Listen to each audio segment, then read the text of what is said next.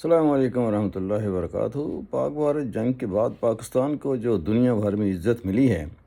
اب اس کو برقرار رکھنا جو ہے ایک مشکل کام ہے، اور اس کے لیے فوج کو بھی کام کرنے کی ضرورت ہے، ہمارے اداروں کو بھی، حکمرانوں کو بھی، اور عوام کو جو ہے نا اس کی بہت زیادہ ضرورت ہے۔ اچھا، ہو یہ رہا ہے، میں دیکھتا ہوں یوٹیوب پر، دوسرے سوشل میڈیا جو ہیں، دنیا بھر سے ولاگر آ رہے ہیں اور پاکستان کے عوام سے مل رہے ہیں اور ان کی تعریفیں کر رہے ہیں، ان کی مہمان نوازی کی تعریفیں کر رہے ہیں، ہماری پولیس کی تعریفیں کر رہے ہیں۔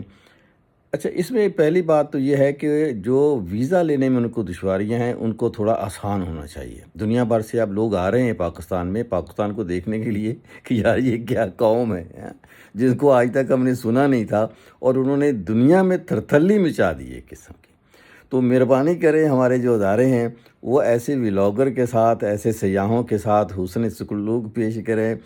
محبت سے پیش آئیں، اور ہمارے عوام جو ہیں وہ تو خاص طور پر میرا اتنا جی خوش ہوتا ہے جب وہ ان لوگوں سے مل کر ان سے پیسے نہیں لیتے، دکاندار پیسے نہیں لے رہے۔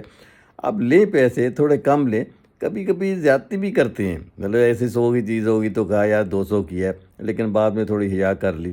تو میری درخواست ہے سارے عوام سے یا دوستوں سے کہ اس